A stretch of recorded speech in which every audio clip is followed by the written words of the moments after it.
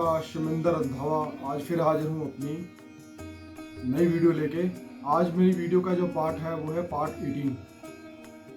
दोस्तों, जैसे कि आपको पता है कि आजकल मेरा जो विषय चल रहा है यूट्यूब के ऊपर वो चल रहा है ज्ञान। कल मैंने जो वीडियो बनाई थी वो बनाई थी कि ब्रह्म ज्ञान क्या होता है। तो जो मेरी आज की वीडियो का कंटेंट है या टॉपिक है वो है कि ब्रह्म ज्ञान पुरुषों की क्या अवस्था होती है, ब्रह्म ज्ञान पुरुषों का कैसा ज्ञान होता है, मतलब जो ब्रह्म ज्ञानी पुरुष हैं वो कैसे होते हैं, उनका ज्ञान कैसा होता है। कल तो मैंने आपको बताया था कि ब्रह्म ज्ञानी जो होते हैं वो किस प्रकार के ब्रह्म ज्ञानी होते हैं। वो ब्रह्म ऋषियों के पास ही इन चीज़ों का अधिकार होता है। ईश्वर ने ब्रह्म ऋषियों को ही ये ब्रह्म ज्ञान देने की शक्ति बख्शी है। हर कोई पुरुष, कोई 8 कलाओं वाला पुरुष ब्रह्म ज्ञान नहीं प्रदान कर सकता। ब्रह्म ज्ञान केवल 9 कलाओं वाला पुरुष ही आपको प्रदान कर सकता है। 9 कलाओं वाले केवल सप्त ऋषि या ब्रह्म ऋषि ही होते हैं। और मैंने आपको बताया था कि जैसे ब्रह्मांडों के अंदर अरबों आकाश गंगाएं हैं, हर आकाश गंगा के अंदर 500 करोड़, किसी के अंदर 1500 करोड़, किसी के अंदर 2-2 हजार करोड़ सूर्य हैं, और हर सूर्य के अंदर पृथ्वियां हैं, कई नक्षत्र हैं, कई वहाँ चंद्रमा हैं, कई तरह की पशु पक्षी जीव जंतु प्रजातियों के लोग बसते हैं। तो हर सिविलाइजेशन के लोगों की अलग अलग टेक्नोलॉजी है, अलग अलग उनके मतलब सिद्धांत है, अलग अलग उनके धर्म है। तो दोस्तों, जैसे कि मैंने आपको बताया है कि इस विषय का जो कंटेंट है वो है कि ब्रह्म ज्ञान कैसा होता है। तो मैं आपको बताऊंगा, क्योंकि मैं कोई ब्रह्म ज्ञानी नहीं हूँ, मैं इसको अपने अंतर्मुख ज्ञान से बताऊंगा। जो बाहरमुखी ज्ञान से मैं अंतर्मुख ज्ञानी बना हूँ, मतलब अंतर्मुख ज्ञान हर किसी के अंदर होता है। वो डिपेंड करता है कि वो किस तरह का ज्ञानी है। किसी को पैसा कमाने का ज़्यादा मतलब उसके अंदर ज़्यादा शौक होता है, या उसके अंदर वो इस चीज़ के प्रति ज़्यादा पैशनेट होता है। तो वो जिस तरह का भी ज्ञानी पुरुष होता है, जिस तरह की भी वो ज्ञान की प्रथा रखना चाहता है, वो उसी में प्रांगत हो जाता है। तो जो सबसे उत्तम ज्ञान बताया गया है वो बताया है कि अध्यात्म, ईश्वर, ब्रह्म का ज्ञान, ईश्वर का ज्ञान, ये सबसे उत्तम ज्ञान है। क्योंकि हम सबका जो लक्ष्य है वो लक्ष्य ही है मोक्ष प्राप्ति और ईश्वर की प्राप्ति। तो दोस्तों, ब्रह्म ज्ञानी जो पुरुष होते हैं, मैं आपको अपनी दशा में बताऊंगा, अपने ज्ञान के बारे में बताऊंगा कि जो ब्रह्म ज्ञानी होते हैं वो ब्रह्म ज्ञानियों का ज्ञान कैसा होता है। मैं इसमें आपको 1 या 2 या 3 ज्ञान बता पाऊंगा इस वीडियो के अंदर, हो सकता है इससे कम ज्ञान भी हो।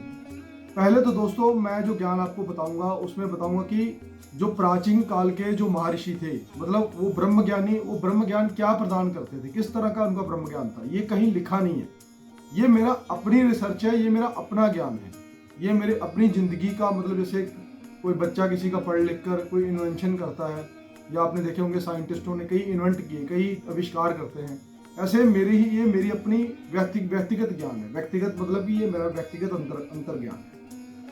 तो दोस्तों, मेरा ये कहना था कि मैं कई लोगों से ये चीज़ कह चुका हूँ कि प्राचीन काल के अंदर, द्वापर युग के अंदर भगवान श्री कृष्ण ने जब 64 कलाएं महर्षि सांदीपनि से ग्रहण करी, मतलब सीखी, और 64 दिनों के अंदर ही उन्होंने 64 कलाएं सीख ली। तो महर्षि सांदीपनि ने उन्होंने कहा कि एक साधारण पुरुष के अंदर 8 कलाएं आ सकती हैं, और जो महापुरुष होते हैं सप्तऋषिगण, ब्रह्म ऋषिगण, इनके अंदर 9 कलाएं, और 10 कलाओं से ऊपर वाले सारे ईश्वर होते हैं। तो दोस्तों, मैं 8 कलाधारी तो हूँ नहीं, मैं अभी विद्यार्थी हूँ, मैं इन चीज़ों को सीख रहा हूँ, मैं इस पथ पे हूँ।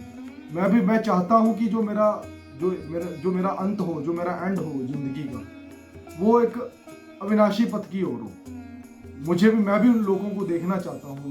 मेरी बड़ी जिज्ञासा है, क्योंकि ये संसार के ऊपर चल रही सारी व्यथाएं या भोगे सारे असत्य हैं, ये सारा भ्रम है। ये केवल एक भ्रम फैलाया जाता है, माया जाल फैलाया जाता है। इसके अंदर जो ईश्वर आते हैं वो संस्कृतियाँ रच के चले जाते हैं, उनमें अलग अलग प्रकारों के अवतार होते हैं, चाहे किसी भी संप्रदाय के लोग हों, चाहे कोई भी संप्रदाय हो, वो ईश्वर एक है। वो अपने रंगों में रंग के आता है, अपने ग्रंथों की उत्पत्ति करता है, अपने ग्रंथों को खुद, मतलब उनका ज्ञान खुद प्रदान करता है, किसी के जरिए, किसी के ऊपर मेहर करके अपने ग्रंथ उनसे लिखवाता है, और वो ज्ञान प्रदान करके उस दुनिया से चला जाता है, मतलब अपने परम लोक को चला जाता है। वो ईश्वर की लीला है। उसके इतने रंग हैं कि मैं रंगों को बयान नहीं कर सकता। मैं एक छोटा सा बालक हूँ, मतलब जो इस जानने की चेष्टा कर रहा हूँ। मेरा जो ज्ञान है एक छोटा सा बालक है, अभी बच्चा है, एक तिन मात्र भी नहीं है। मैं केवल इसको जानना चाहता हूँ, मेरे अंदर बड़ी जिज्ञासा है। तो दोस्तों, जैसे मैंने आपको बताया कि जो ब्रह्म ज्ञान के लक्षण होते हैं, जो मेरी रिसर्च कहती है कि प्राचीन काल में जब महर्षि सांदीपनि ने भगवान श्री कृष्ण को बताया कि कैसे लोग एक ऋषि दूसरे ऋषि से कांटेक्ट हो पाता था, कांटेक्ट अपना कर पाता था। मतलब जैसे मैं यहाँ बैठा हुआ हूँ तो मैं अपने ध्यान के द्वारा अगर मुझे किसी दूसरे शख्स से बात करनी है तो मैं बात कर पाऊंगा। तो दोस्तों इसके अंदर मैंने बताया था कि हमारा जो शरीर होता है वो पंचभूतों से मिलकर बनता है। पंचभूत मतलब कि जो पंच तत्व होते हैं, जो जैसे हमारी पृथ्वी, अग्नि, आकाश, आयु, वायु, जल, ये सब 5 तत्वों के जो शरीर मिलके इन पंचभूतों से हमारा शरीर बना होता है। तो इन पंचभूतों के अंदर ही धातुएं पाई जाती हैं। धातुएं मतलब एलिमेंट्स। विज्ञान ने इस चीज को खुद बोला है कि इस पृथ्वी के ऊपर 114 या 120 प्रकार के लगभग एलिमेंट्स होते हैं। एलिमेंट्स का मतलब होता है धातु, जैसे कॉपर, अल्मोनियम, गोल्ड, सिल्वर, ये सारा कुछ हमारे शरीर के अंदर होता है। क्योंकि ये एक स्वाभाविक सी बात है, क्योंकि अगर हमारा शरीर पंचभूतों से मिलकर बना है तो ये सब कुछ तो हमारे अंदर ही होगा ना, क्योंकि हमारा शरीर तो पंचभूतों से मिलकर बना है। और ये पंचभूत हमारे पृथ्वी के इनके ऊपर ही मौजूद होती हैं और ब्रह्मांडों के बाहर भी होती है। तो इसी पंचभूतों से जो एक प्रकृति के अंदर एक रेस की शक्ति है, जैसे हमारे टावर्स होते हैं। मैं इसको एक एग्जांपल दूंगा, जैसे हमारा टेलीफोन है या मोबाइल है। मोबाइल जब हम 19 किड्स हैं, हम लोगों ने मोबाइल फ़ोन अपने होम में आते हुए देखे हैं कि मोबाइल फ़ोन मतलब जब आए तो उस टाइम पे मोबाइल फ़ोन कैसे काम करते थे। मैं खुद भी हैरान रहता था कि बिना वायर के कोई चीज़ कैसे एक दूसरे से कनेक्ट हो पाती है। तो दोस्तों इसके पीछे जो काम करते थे वो करते थे मेटल्स। जो हमारे मोबाइल्स के अंदर छोटे छोटे ट्रांसमीटर्स लगे होते हैं वो धातुओं से तो बने होते हैं। उनके अंदर छोटे छोटे वायर्स आपने देखे होंगे, छोटे छोटे मदरबोर्ड्स होते हैं, या उसके अंदर कॉपर्स के छोटे छोटे एलिमेंट्स होते हैं, कॉपर आदि, आयरन वगैरह, या कुछ भी लगा लो एलिमेंट्स। क्योंकि मैं कोई मोबाइल रिपेयर करने वाला मैकेनिक नहीं हूँ, बट मुझे उसका मैकेनिज्म पता है उसके अंदर होता क्या है। कि उसके अंदर सेंसर टाइप वो सारी चीज़ें मौजूद होती हैं। जब हम किसी का नंबर डायल करते हैं तो सेंसर उसको सिग्नल देता है। सिग्नल देने के बाद जो शक्ति है, जो प्रकृति के अंदर शक्ति है हवा के अंदर, वो दूसरे पुरुष के जाके अटैच कर देती है। ऐसे ही दोस्तों हमारे शरीर के अंदर एलिमेंट्स होते हैं। हम अपने शरीर के द्वारा वो क्रियाएं जो होती थी, जो भगवान शंकर ने महर्षि सप्तऋषियों को बताई। जो सप्तऋषि होते हैं हमारे मनवंतर के, जो सप्तऋषि थे, ये सारा कुछ भगवान शंकर से आया है। क्योंकि ईश्वर जो होते हैं वो कलाओं को लेकर इस पृथ्वी पर प्रकट होते हैं, लेकिन उन कलाओं को बनाने वाला ईश्वर है वो महादेव है। वो इन कलाओं को बनाते हैं और बना के इनको वरों के रूप में प्रदान करते हैं। मतलब ईश्वरों को ये देते हैं, इसीलिए उनको काल या महाकाल बोला गया है। वो काल की संपत्ति से परे होते हैं। शिव भगवान शंकर जो है वो काल से परे हैं, सुख और दुख इन अवस्थाओं से परे होते हैं। होते वो ईश्वर ही हैं। उनके अंदर भी कलाएं होती, लेकिन वो कलाओं को पैदा करते हैं, जन्मदाता होते हैं कलाओं के। जैसे होते हैं ना 16 कलाएं संपूर्ण, 14 कलाएं संपूर्ण। सबसे पहले आपको देखना पड़ेगा कि ये कलाएं होती क्या हैं। मैं आपको एक कला बताऊंगा। कहते थे कि भगवान श्री कृष्ण के अंदर, वैसे तो साधारण तौर पे देखा जाता है कि ये मैं एक ब्रह्म ज्ञान का लक्षण बता रहा हूँ कि पुरुष के अंदर ब्रह्म ज्ञान कैसा होता है। कि पुरुष के अंदर आपको जानना पड़ेगा कि ब्रह्मज्ञानी पुरुष कैसे होते हैं, उनके अंदर ब्रह्म ज्ञान का क्या लक्षण होता है, क्या किस तरह का ब्रह्म ज्ञान होता है। ये जो मैं आपको बता रहा हूँ ये ब्रह्म ज्ञान ही है। मैं एक छोटा सा इसका तिनका आपको तिन मात्र बता रहा हूँ। इससे पता नहीं कितने कितने बड़े महर्षियों का या वो इन ब्रह्मांडों के भेद जानते हैं, मुझे ये नहीं पता। उस अवस्था का मैं पुरुष नहीं हूँ, लेकिन मैं कोशिश करता हूँ कि इन चीज़ों को जानूँ या आपको बताऊँ। तो दोस्तों आपने देखा है कि जैसे भगवान शंकर ने हर चीज़ की रचना करी है, उनसे हर विद्या आई है। तो इनको सिद्ध करने के लिए, जैसे हमारे शरीर के अंदर विज्ञान कहता है कि कॉपर, आयरन ये सब होते हैं ना, गोल्ड भी होता है। कहते हैं कि अगर आपका शरीर का लोहा इकट्ठा कर दिया जाए तो एक पूरी एक कील बन जाती है। कील जो हम दीवार पे ठोकते हैं या लकड़ी पे ठोकते हैं, पूरी कील, ये आयरन हमारे शरीर में होता है। तो इसीलिए हमें जब हम किसी इलेक्ट्रिसिटी चीज़ को टच करते हैं तो हमें हमारे शरीर पे करंट आ जाता है, करंट पास होता है। कभी देखना हमारे शरीर के अंदर लकड़ी नहीं होती, लकड़ी कोई धातु नहीं है। अब हम लकड़ी को पकड़ेंगे तो अगर किसी इलेक्ट्रिसिटी के साथ, वायर के साथ चिपकाएंगे तो लकड़ी से हमें करंट नहीं लगेगा। लेकिन हम लकड़ी को अगर गीला करके, उसको गीला करके किसी इलेक्ट्रिसिटी के साथ करें तो हमको करंट लगेगा। क्यों? क्योंकि पानी, वाटर हमारे शरीर में है, क्योंकि हमारा शरीर पंचभूतों से बना है और पानी वो पंचभूतों का हिस्सा है। ऐसे ही दोस्तों ये विज्ञान भी ऐसे ही काम करता था उन महर्षियों का। आप उन विज्ञान को समझो, ये मंत्र तंत्र आप इसको छोड़ो, मैं आप उसको वैज्ञानिक दृष्टि से बता रहा हूँ। अब जैसे मोबाइल के अंदर ये सारी चीज़ें होती हैं, ये मेटल्स ये सारे मिलते हैं तो मोबाइल जब एक दूसरे से कनेक्ट होता है, ऐसे ही महर्षि एक दूसरे से कनेक्ट हो पाते थे। लेकिन उसके पीछे क्रियाएं होती थी। क्रियाएं का मतलब है कि वो योग साधना है। जैसे भगवान शंकर ने योग साधना है, भगवान शंकर की ही देन है।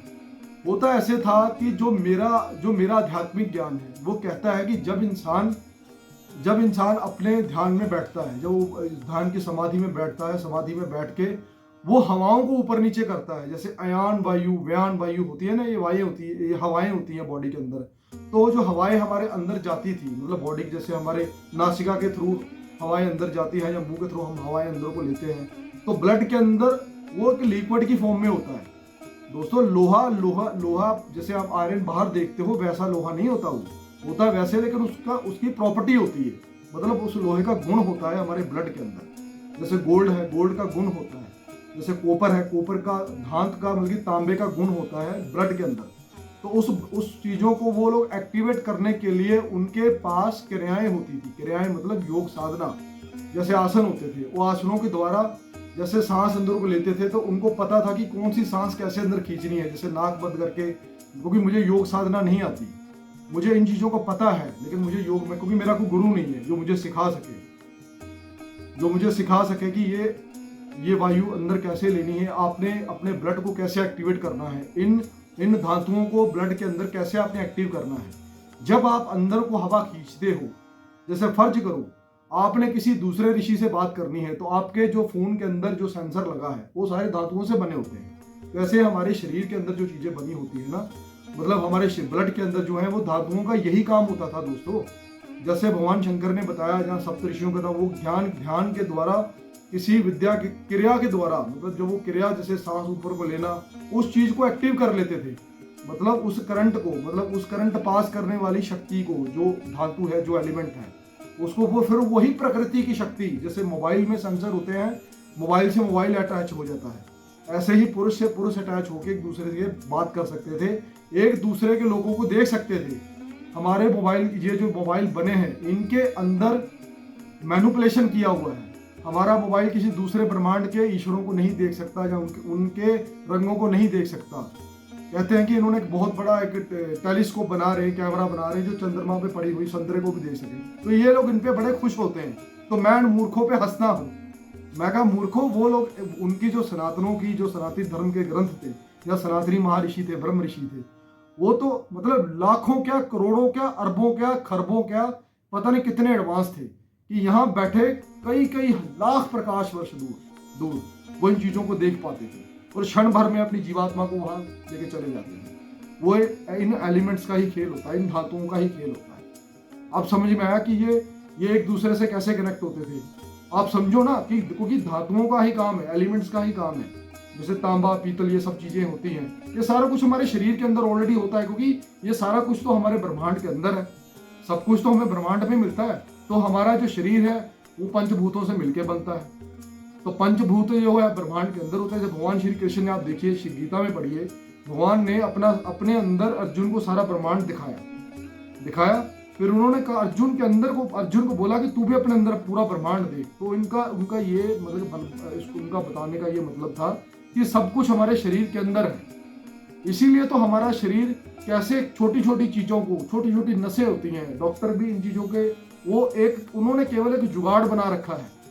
एक जो आप हॉस्पिटल लाइन देखते हो, मैं मानता हूं कि इन्होंने जो तरक्की करी है, जो एडवांस्ड, मैं उसके भीतर मैं उनके अंडर भी आता हूं, मैं उनका एहसानमंद हूँ। मतलब मैं उनको नमस्कार करता हूँ कि जो मेडिकल साइंस बनाई, लेकिन वो पूर्ण नहीं है, अपूर्ण है, वो इनकम्प्लीट है, क्योंकि उसके भीतर पूरी तरह से बीमारी खत्म नहीं होती शरीर से।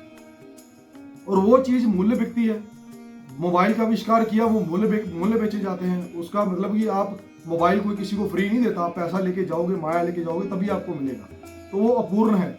जिस आविष्कार के पीछे माया आ जाए वो अपूर्ण है। आजकल योग साधना के लिए लोगों ने बड़े बड़े होर्डिंग्स लगा रखे होते हैं कि आइए 10-15 हजार हम आपको 7 कुंडलियों को ज्ञान देंगे।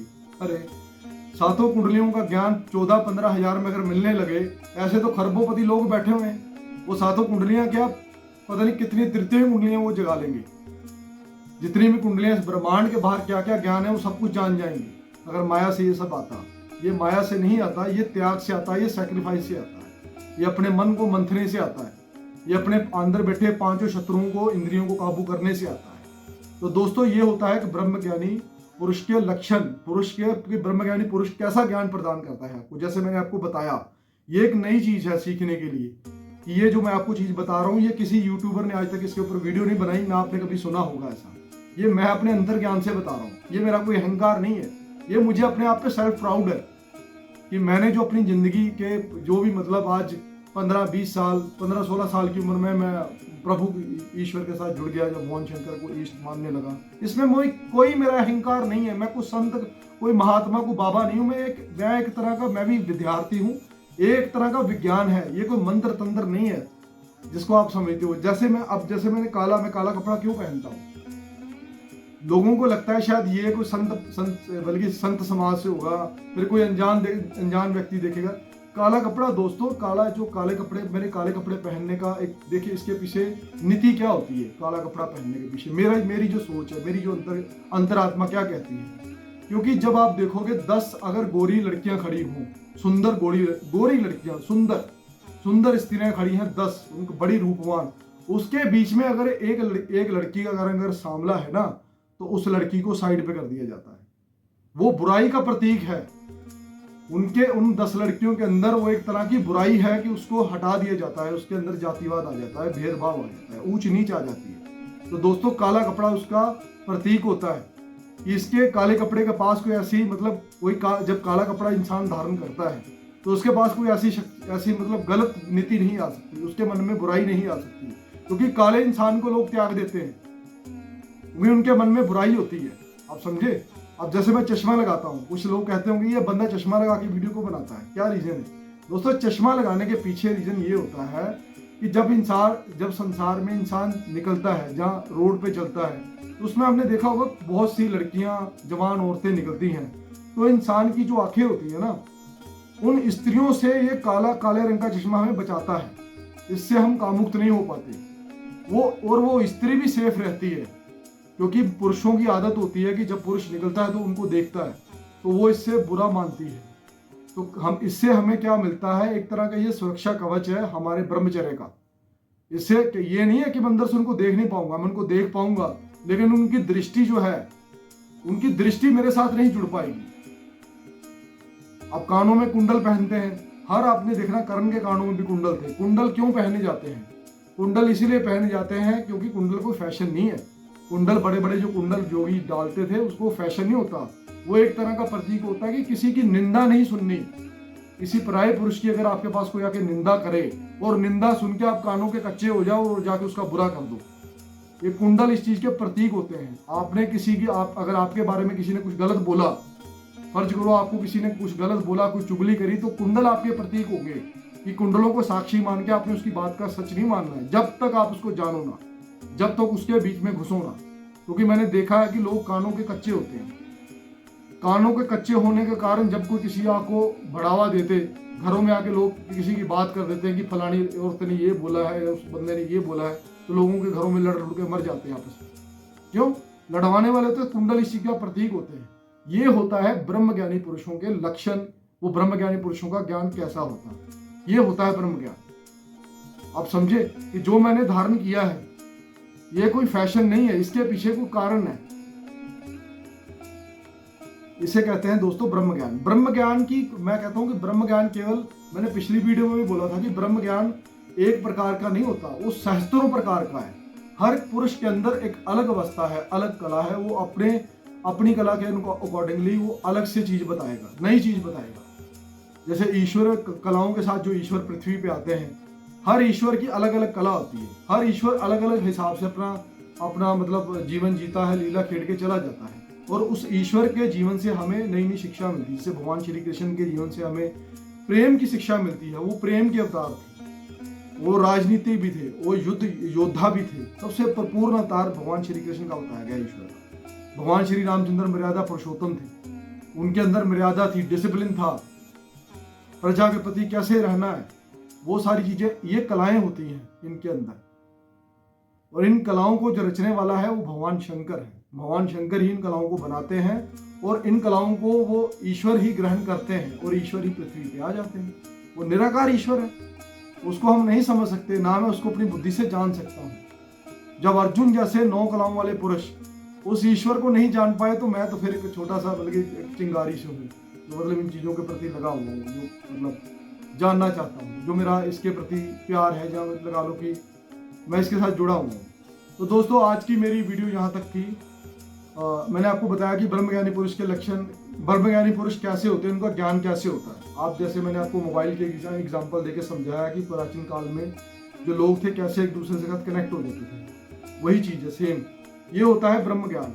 ऐसे छोटे छोटे क्या, इससे बड़े बड़े ज्ञान, ब्रह्मांडों के बड़े बड़े ज्ञान, ब्रह्मांड कैसे बनते हैं, कैसे ईश्वर उसको बनाता है, कैसी कैसी संस्कृतियां वो रचता है, क्यों ये आता है, ये शरीर हमारा क्यों बनता है, इसके अंदर आत्मा का क्या भेद है, वो कहाँ चली जाती है, इन हमारे चारों धर्मों के अंदर या कोई और भी धर्म है उनके अंदर ईश्वरों के क्या गुण हैं, वो क्या करते हैं, ये सब जानने को ही ब्रह्म ज्ञान बोला गया है। तो मैं आपका रंधावा, शमिंदर रंधावा, आपसे चाहता हूं इजाजत। नमस्कार, शुभ रात्रि, शब्बा खैर, थैंक यू।